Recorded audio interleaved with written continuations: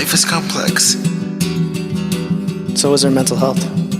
It cannot be understood by diagnosis alone. Our philosophy is treat the person, not the mental illness. Hello, everyone, and welcome to another episode of Humanizing Mental Health. I'm Trent and And I'm Jeremy Alcorn. And today we're continuing our off and on series of talking with some wonderful authors. And today we have another one here with us today.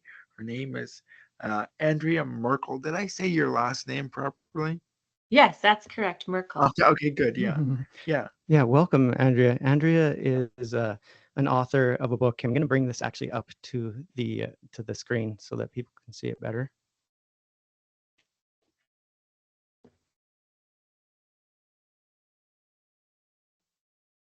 Perfect.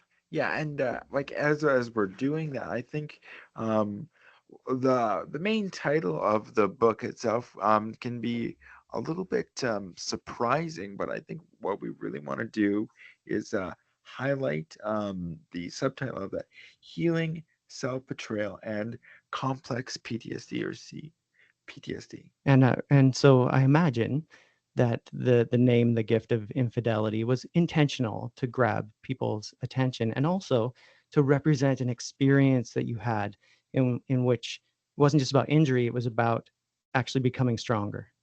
Yeah. Thank you so much for having me, you guys. That's totally correct. The book actually I talk a lot about with people isn't really about infidelity. That was the catalyst for me and the transformation that happened inside of me while going through that. But it could really be the gift of fill in the blank for many people. And the whole concept of the book is around healing self-betrayal and complex PTSD. And I talk about all the modalities and assistance and people that came into my life to help me heal that. And yeah, so it is more of a eye-catching title and to get people's attention. But the underlying message, yeah, it is in the subtitle. Yeah, like just as you say that, because I think for a lot, like right when you say all of the people that come to help you, because I think that no matter where you are on your journey into therapy, that sometimes that can be really overwhelming, the idea of having to open up to another human being, whether they be a professional or not, and really share your story and trust them. Yeah, I found that for me, for sure, it had to be the right fit. And I had three therapists at the time when we went through this rupture of infidelity. I was pregnant. I was 8 months pregnant with our second daughter, and I had been seeing a therapist, a psychotherapist, probably 6 to 8 months prior. Oh, actually, no, so I was 8 months pregnant. I started 3 months before we got pregnant. And I had started seeing this woman who I was recommended to through like a postpartum moms group and trying to do kind of like a VBAC after cesarean and kind of going through a traumatic birth support group type thing. And I had her basically available to me when this came up in our marriage. And so I was seeing her for quite a while. And then I got another recommendation to another therapist that did more EMDR and somatic work. And then we also had a couples therapist that we saw together who was a psychologist as well. And she did a lot of attachment-based imago therapy with us. And so, yeah, I had three kind of key people working with me at the time. Wow. Yeah, I'm sorry, like you said something that kind of stood out to me there. I was like, imago therapy? Yeah. So it's emotional based therapy is from what I understand in the research that I've done on it. And it revolves around attachment theory. And what they discuss is, and I talk about this in the book, is it's like your soul's purpose for its highest potential and growth is who you partner with. So say you partner or you get married, it's you choose that person intentionally or more unconsciously, but intentionally to your soul is longing to be healed and heal this deep wound from attachment from when you were a child. So it kind of mirrors your primary caregiver from when you were a child, who you long to attach with to heal those attachment woundings when you're young. Fascinating. Yeah. Really cool. Yeah. Yeah, absolutely. Um, You're recently going through some training for emotion focused therapy. yeah, yeah.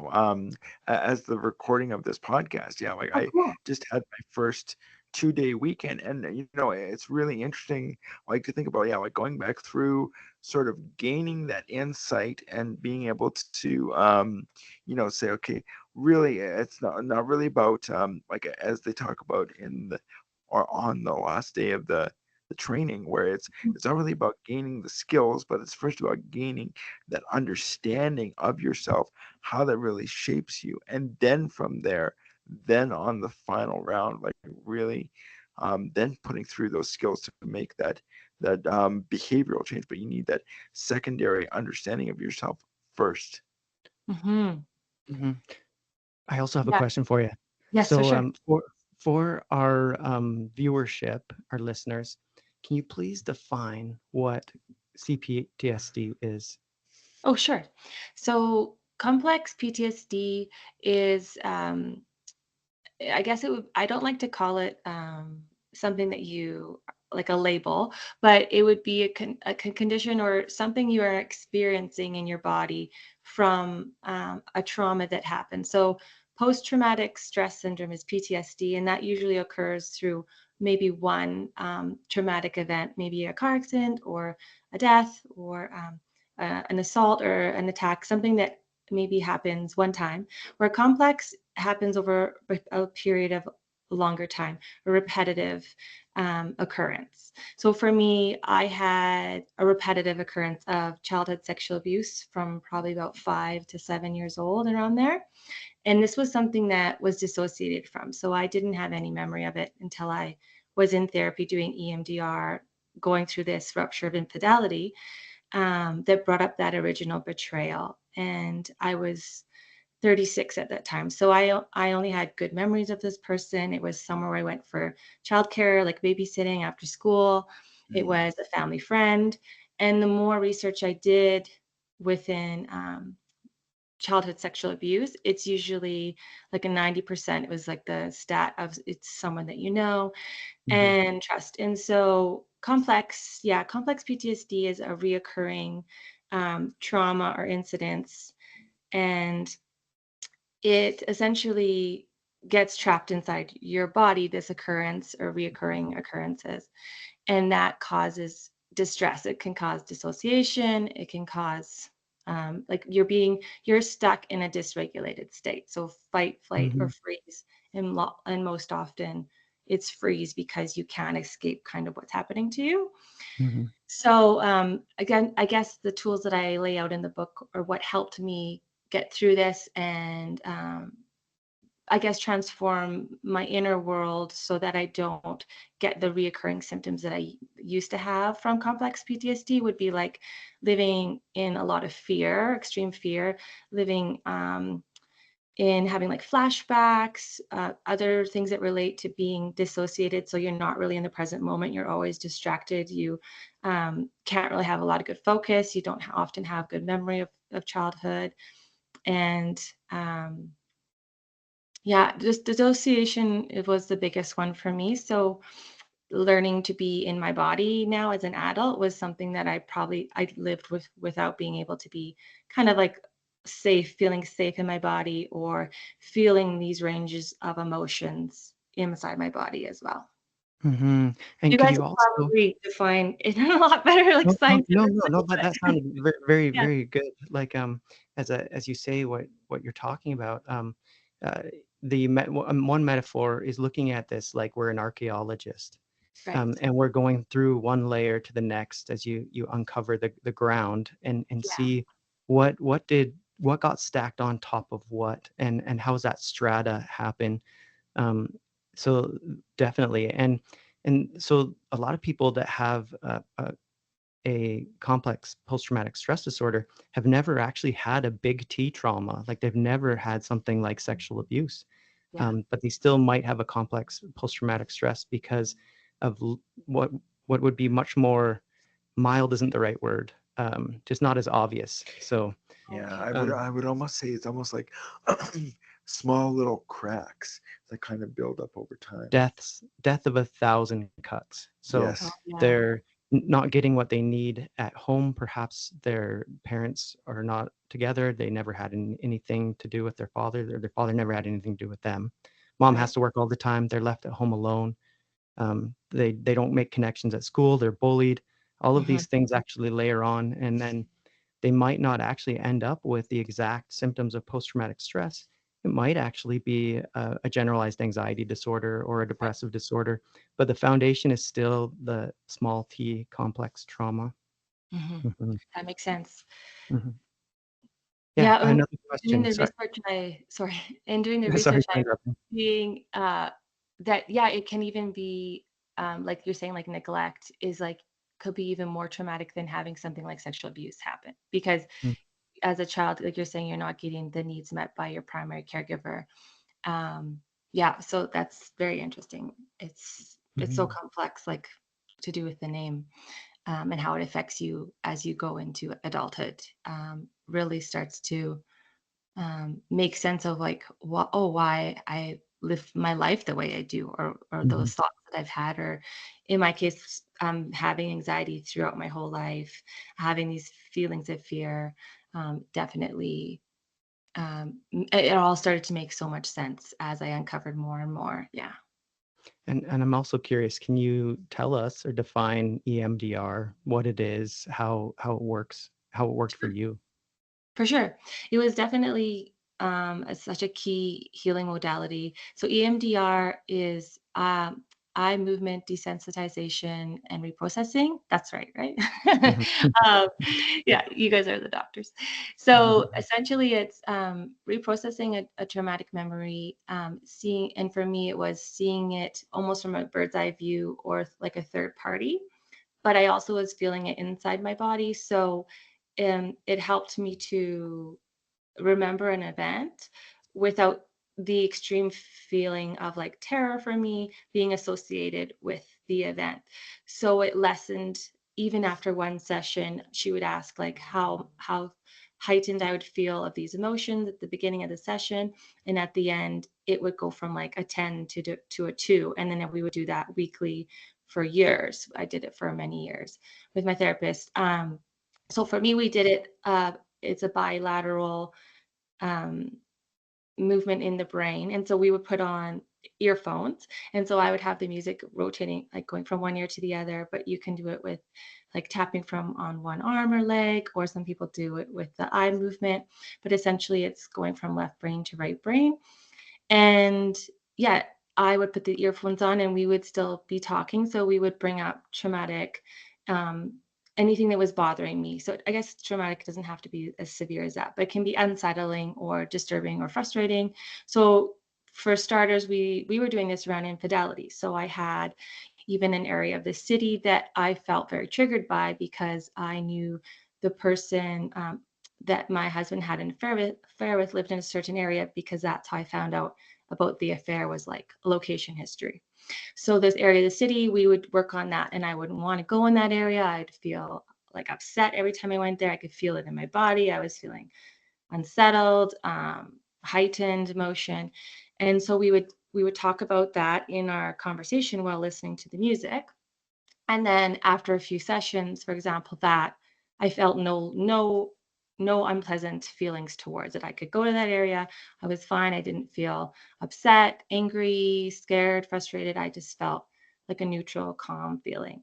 And then as we were working, we would do this around any topic, EMDR, and around maybe intruding images or intrusive thoughts. And and with the sexual abuse, that's where it came up, where all the memories started to surface. This was probably after about a year and a half of doing EMDR around infidelity. The memories started to come up because I was asking God, I said, show me the root of my self hatred. And I was in a meditation, and a person appeared, and it was this caregiver's son who was about 10 or 15 years older than me. And he was my best friend. Like he was my first friend. I was very young, like 4 or 5 years old. I just remember we had like this bond. And so when we went into EMDR and I had my eyes closed, listening to the music and talking with her, I just started to see the memories come up. and I could feel it in my body, but I was also witnessing it as an outsider. So I was being told by like my therapist, like, you're safe. But I was feeling the emotion of like fear and terror of that happening to me as like a 5-year-old. And so I could release all this stored terror, pain, fear, stress that was trapped inside. Mhm. And after about 45 minutes, taking off the earphones, I just opened my eyes and I said to her, "I feel so betrayed." And it was very shocking because I hadn't had these memories before. Mhm. So it was really disorientating. But we continued again a year after that to process that specific trauma. And every time it would be like less and less feeling of fear. Like fear, it was mainly around fear for me and kind of shock and terror for that. And then working on anger and feeling some other difficult emotions that I had trouble recognizing in my body and then releasing. So Mhm. for me, it was really about getting to a place of safety in my nervous system for those stored energy, like emotions are just energy stored in there that I could Mhm. finally release and be free of. Yeah. Mhm. Absolutely, absolutely. And on a biological level, they really say that with EMDR, what it does is it really turns down the volume of the amygdala when it comes to those things. Right. Mhm.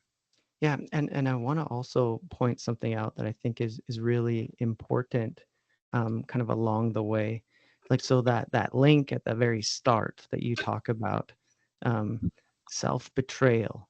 So Yeah. there's this common thread between what is happening now in my life Yeah. and the sense of betrayal, and the reason I can connect back into my youth because actually the pain I'm feeling right now, even though I don't cognitively understand it, is Yeah. also set in this vast pain of betrayal in my life from my origins. Two very important people in my life that both betrayed me.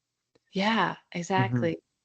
And because I define to self betrayal as a disconnection to self, mhm, is that Mm, I fragmented, like, at the time of the 5-year-old because of mhm, this extreme event that happened, so I was never really connected to myself because mm, dissociation, because I couldn't be in mhm. my body, Totally. and so it's makes so much sense for me to not be, like, living in alignment with who I really am, not being able to connect to who I Mhm, am, and really recognizing that this present day betrayal of infidelity was actually, um, there to, like, bring up the underlying, root cause of betrayal as a child and for that mhm. to be healed, and Yeah.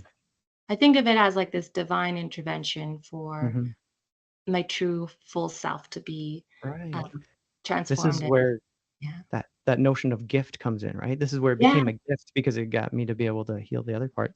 One yeah, last thing that I think is really important with that, and that is yeah, so many people say, "I don't wanna go back. I wanna leave it I wanna leave it. It's the past. What am I gonna do? I don't wanna talk about my childhood." mhm, right. And really what you showed right there is that it's actually not about your childhood, that, No, it's actually stuck in you in the present, mhm, yeah, and so you being able to reconnect with it allows you in the here and now to right. deal with it. mhm. And that then predicts a different path for you for your future. Yeah. It's Mhm, so yeah, so interesting. It's like I learned those emotions are all live. Like they're energy. We're all made of energy. It's mhm, living inside. And so the anger I'm feeling now is the anger that was stored from before. Like it's all mhm, connected. And so mhm, my reaction in present day often isn't about what's happening in present day. It's from something that happened long ago that's still stored that needs to be let go and released. And even doing like through acupuncture, another practitioner in Chinese medicine, doctor that helped me was really working on healing my nervous system and regulating that. Was showing me that throughout this process, like these are just energies in your body it's not even what's happening in the present moment. This is all internal. So once you start shifting and regulating your nervous system and having your internal world start to calm and release these strong holds of emotion, I could see like things in the external start to shift. And this was really present in the book I write about staying in the same house for about a year while we were going through infidelity. And we had just had a newborn and we had a younger toddler. So we had to live in the same house, but we were separated. And I could still maintain like I would get activated and like really worked up, but then I could come back to a place of calm with the help of these therapists and practitioners. And that's when I started to see my internal world is what was most important. And that was dictating what was happening in the external world. Yeah. Yeah, totally makes sense. I have another question for you that I've Sure. really been thinking about along the way. Yeah. It's just as you describe this, I think about other people that I've worked with, and there's something often that I think people don't realize, Yeah. and that is people experience post-traumatic stress not only from what happened to them, Mhm. and the resulting effect, but also um, things that they have done themselves. Yeah. And I'm curious, the catchphrase there is hurt people, they hurt people. Mhm. Um, and I'm wondering, along the way, did you need to face anything yourself that your trauma had led you into ways in which you harmed other people along the way in your life? Yeah, it definitely showed me that what I was feeling, it was a lot of actually self-hatred, but Mhm, it was projected onto others. So because probably the anger that I had inside, like I was a very angry teenager. mhm, Um, I was I wasn't like super rebellious, but I definitely acted out towards my parents or my siblings. I never really I got into some trouble, like little fights at school or something, but I was bullied as well in elementary school, which probably was another crack, like in the complex mhm, PTSD. And, but in the instance of when the infidelity happened, my practitioners, like my therapist, were very on me of like, you cannot act out towards anybody. You can write in your journal, you can scream, you can hit a pillow, you can go out into the forest, but you cannot act out to your husband at the time, and you cannot act out to his affair partner. Like they were very like a parent with like a 2-year-old mhm, to me saying like, mhm. you cannot do this. This is will Yeah. cause more harm. And like this is just not allowed. It's not acceptable. And I really, I guess, was just like, okay, I'll do it. Like I was probably in the mindset of like, I want to do whatever I can to feel better. I was in such Mhm, pain and agony. But thinking back prior to that, there wasn't any huge instances. I probably had more awareness of when I said hurtful words. I never, I mean, wasn't anything huge that I can remember that came up from the years mhm, prior. But I remember when I was a teenager and I was having this anger and it was like uncontrollable. And then I finally decided I was like, probably like, I played a lot of sports too. So I got a lot of my anger out through activity. I remember at a time though, around probably 17 or 18, I was like, I'm just not going to be an angry person anymore. But it wasn't done in, it was almost like spiritual bypassing, or how people mhm, talk about it these Oh, days, mhm, where it just shut everything down. So it mhm, wasn't like I was just like, I wasn't feeling any range of those other emotions or anger. I was just like, mhm, I shut down all emotion probably at that point because I saw how it was like destructive with my family, I guess. Yeah. mhm. Yeah, Yeah. sure. And that makes a lot of sense, Yeah. what you described. Mhm, I think that I like the fact that you say bypassing and even spiritual bypassing on that point, because I think that sometimes a lot of people will do that, like on because you can even say to yourself, okay, I don't want to deal with this, or this Yeah. is not socially acceptable. So it's almost like shoving the monster in the closet, but then eventually that monster tries to break out in different ways. Yeah, totally. And I think for me, it was all internalized. So instead of maybe some people could have acted out towards others more with anger. I was internalizing it into self-hatred.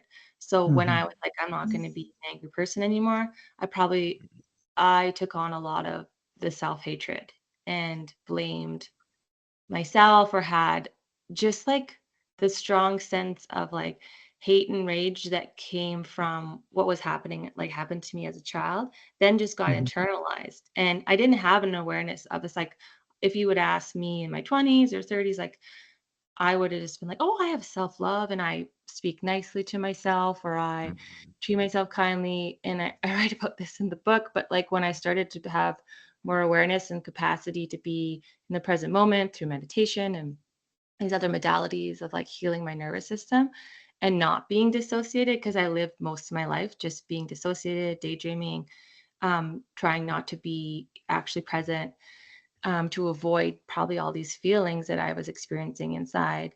I I didn't recognize that I had that internal self-hatred and how much that is so harmful. Yeah. Mhm. Mhm.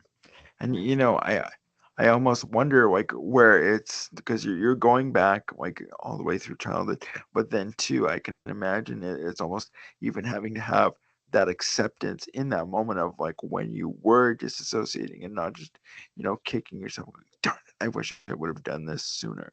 Yeah. Do you know what I mean? Oh, yeah. I know I definitely had to cultivate a practice of self-compassion, and I didn't know how to do that as well, Hmm. and learn from acceptance, like acceptance and self-responsibility, and not blaming others for how I feel. And I wrote about some steps in the book how to do that as well, because it's so easy to just blame others for how you're feeling or what you're going through. um, but it's when you have acceptance and take, radical self-responsibility is where the change can happen. And that's Hmm. like when I started to do that, I saw the shift of like living in victim consciousness, like something happened to me, to like, okay, is this happening for me? And like, what is my power? Like, it's a more empowered way of living self-responsibility than blaming others. And also, and my therapist also said to me, she said, early on, like, Andrea, no one can ever betray you. You can only betray yourself. And I was not ready to hear this at that time. And I was like Mhm. swearing and like, what the F are you talking about? And like, aren't you seeing this? Like, aren't you here witnessing this? This is our couples Mhm. therapist. And then I sat with it and I was like, well, if she is right, like if this is true, and then I started to go and dig down the rabbit hole of what that really means. And then I got it. I got the point she was trying to make, and Right. There's multiple it's huge. times. Yeah, there's multiple times where what looks like conflicting truth are actually both true. That is, it is impossible for a human being to be happy alone. That's Mhm. just true. But it's also true that we cannot be happy with others unless we have an internal position of being happy, meeting our own needs as Mhm. well. And Yeah, so that idea, it's like I would say both are true. That those people betrayed you, yeah, and also the internal process of self-betrayal. I think that they're both true. yeah, Mhm. yeah, for sure. So like, I really like that because I mean, it may be a trait to say. Um, I don't know if responsibility is the right word, but it's almost like seeing how we're all actors and that we act upon ourselves. And I think because like you said there, Andrea, like people almost want to go into either one position or the other. I'm either the victim or I'm the perpetrator. Where in reality, human beings are far more complex than that. Mhm. I Yeah, really wanna touch on that notion that you talked about in terms of victim mentality, yeah. because there's this fuzzy area in which we're certainly not victim blaming. I'm sure I've said this before on this podcast. I think the summary, to this, it really was powerful for me from Gabor Mate is, "What happened to you is not your fault." We need to Right, Mhm. stop taking responsibility for that. right. Um, Sure. it is your responsibility to heal. Mhm. Yeah, Because whatever we don't heal, we pass on to other people. Absolutely. yeah. That aligns with me as well. And just doing the work around the childhood trauma and healing um, the nervous system for myself, and dissociation is like really changing the way that I would raise my daughters. And I mean, it's still hard to do where I'm learning as I'm trying to teach them. So, I mean, there's a ton of like repair and apologizing. Like if I still act out or like have an angry moment in how I'm disciplining or talking to them. But it's like a world of difference from not knowing anything at all and just acting from that hurt place. Um, yeah, and what was I thinking? Oh yeah, the victim perpetrator. So I've been doing some book signings like at the Indigos, and people would come up and they'd say, a question I often get is, so were you the victim or the perpetrator? Because the title of the book, and they had not known Mhm. anything about it. Mhm. And I kind of laugh because I say, well, yeah, I write it. The whole point of the book is that society likes to portray a victim and a perpetrator, but it's like almost to say, whose fault really is it? And like my ex-husband, he was betraying himself from acting out of integrity. So even though it was like his action was directed towards me and hurt me, he was definitely hurting himself at the Mhm. same time. And I could see that visibly. And me myself as well is like, how have I been betraying myself throughout my life? Um, and who really is the victim and the perpetrator in the act of that. Um, and what was the other part? I just had something come to mind. Oh, when I first started writing the book, I thought I could write this book in a way that you wouldn't know who was the one that had the affair, because the emotions and the experience, it was so similar from what we were both were going through. And I Mhm. saw this because Mhm. we were still living together in the Mhm. same house. And we had a couples therapist, so we could be, at least communicating in more civil. It's not like we were getting along super well, but there was some sort of like maintaining civility in it so we could talk. And the emotions that were coming up for him, like the shame, guilt, like anger, Mhm. like self-hatred, Mhm. I was feeling all of that, the same emotions. So I could Mhm. totally see the oneness in this situation. And that was so interesting to me. After when I was writing, I thought I could definitely write this book, like, and the viewer wouldn't know who was the victim or the perpetrator in this scenario. Mhm. Really Yeah. interesting. No, Mhm. I yeah, and yeah. When you say that, like, it makes me almost think of like episodes of Law and Order. It's like people want that black and white, and I would almost be interested to see if you would have written the book like that, how much people would have projected their own values onto you when they were reading. Yeah, and in fact, something I think that's very curious. So, in a situation of there being an affair that happened, I was seeing one partner, Trent was seeing the other partner. I had purposely said, I need, yes, I'm aware of a service that will be very helpful. Both of you need help and refer you to this other person. Now, Trent was seeing the person that had the affair. Curious enough, both people were going through trauma. That's Yeah. why I said earlier that trauma is not just things that happen to you, it's sometimes things you've done and that you got to live with. Right. And Mhm, that now you got to figure out, how am I going to move forward and mhm, Mhm. find a better me, but how do I eventually find a place in which I can forgive myself and move Mhm. into a life that's still worth living? mhm. Yeah. Yeah, I think it's I like for sure connecting to the self-compassion piece, and I found too through going through the couples therapy and writing the book that my ex-husband, he experienced complex trauma as a child too, and his mother died when he was young.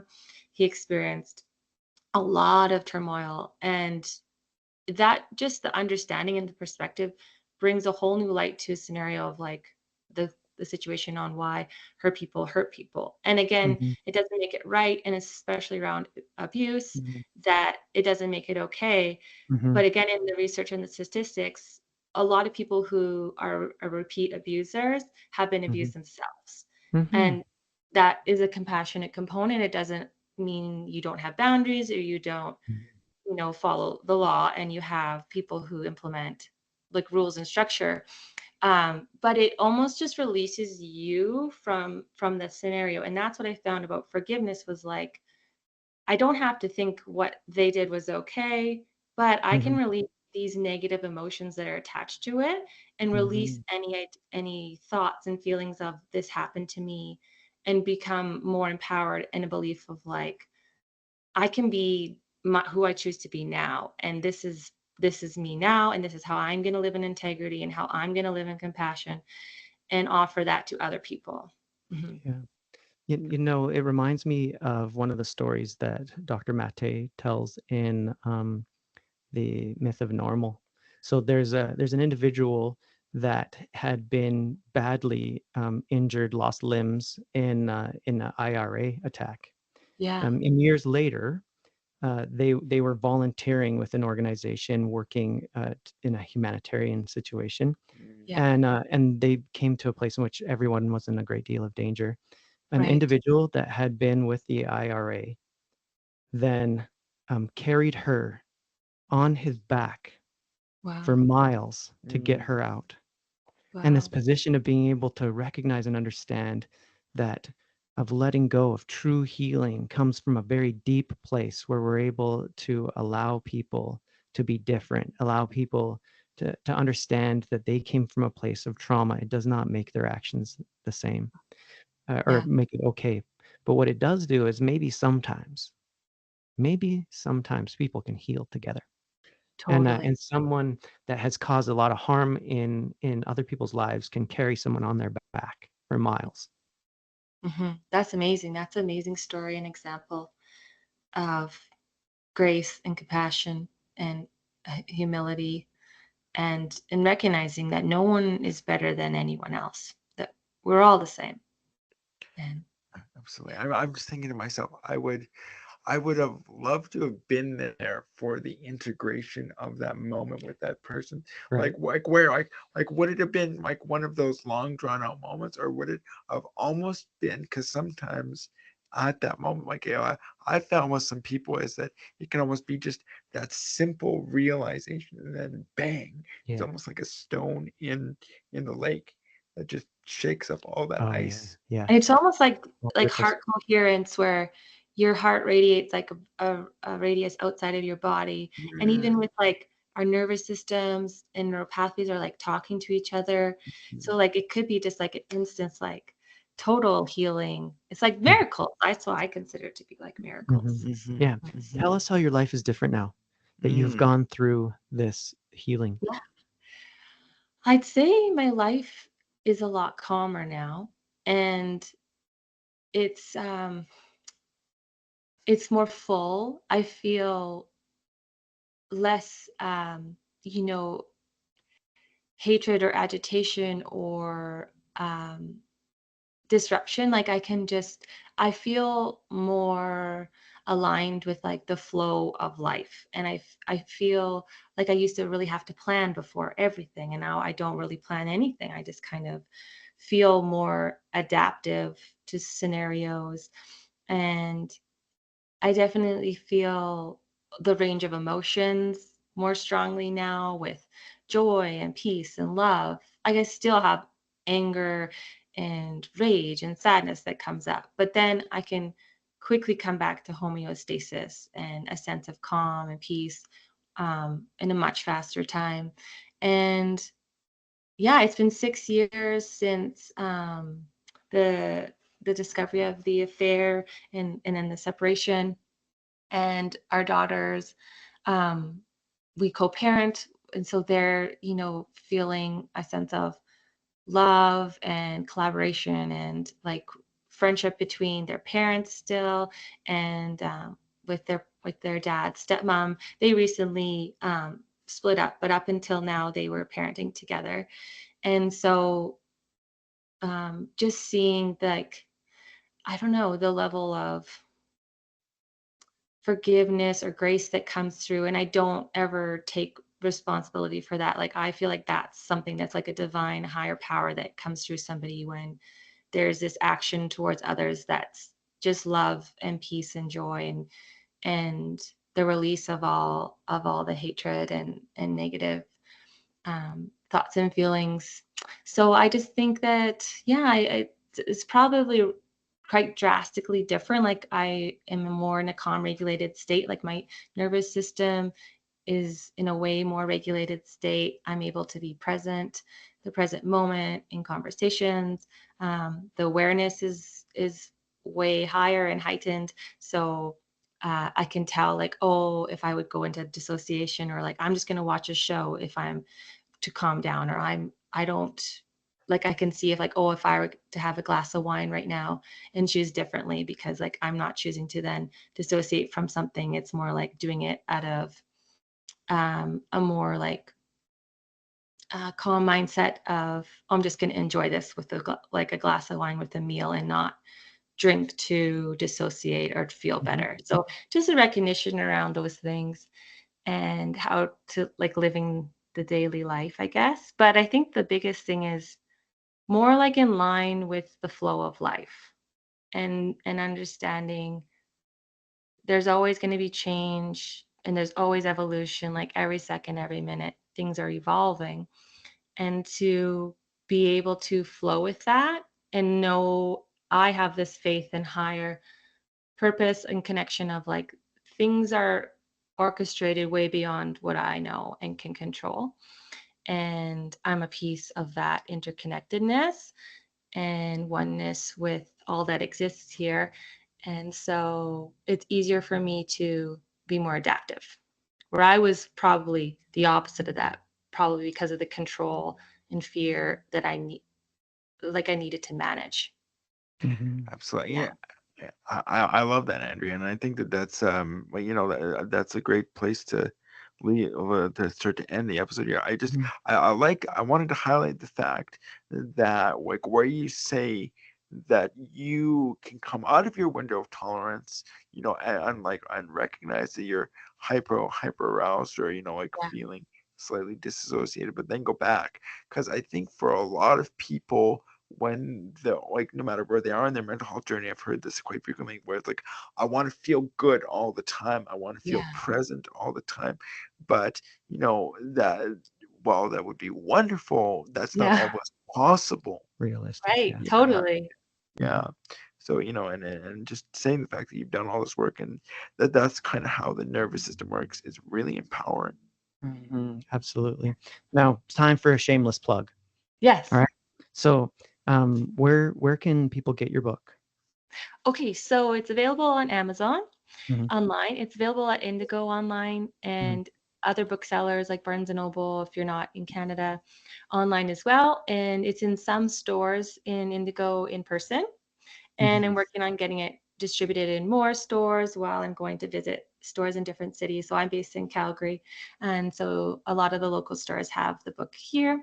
And the audiobook is now out as well on Audible and Cool. on Spotify, Apple, Google, all the audiobook places, Sweet. Amazon.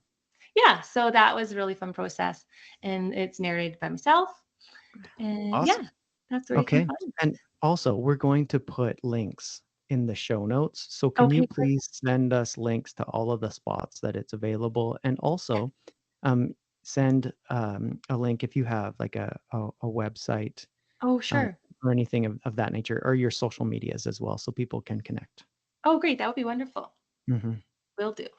All right. So I got to tell you my takeaway to this. Sure. Yes. My takeaway to this is that the notion that you talk about in terms of an internal ability to find that compassion for self Mm. and actually to be able to even convey potentially some of that compassion to people that have caused harm in your life. Mhm. That's not the easiest thing, but when you truly come to a place of being able to let go, Mm. Yeah. that is when you begin to heal. Yeah. That's a really good takeaway.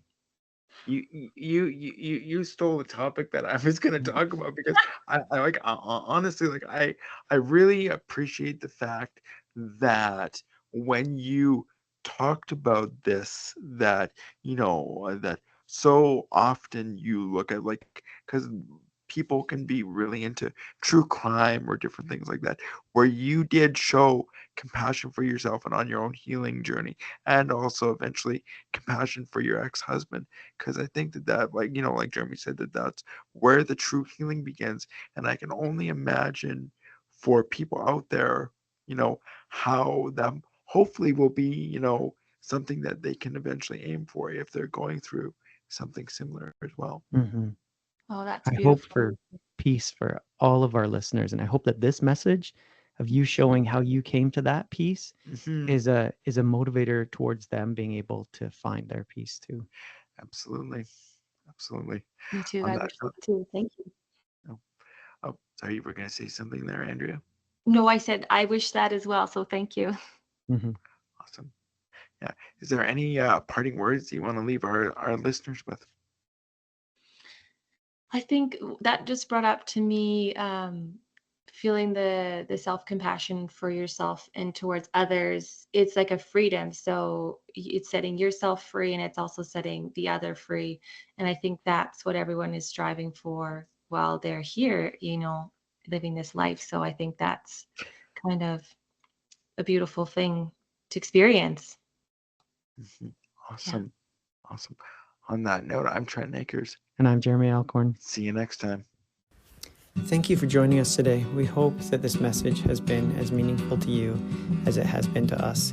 If you're looking for help, you can find us on Facebook at Humanizing Mental Health.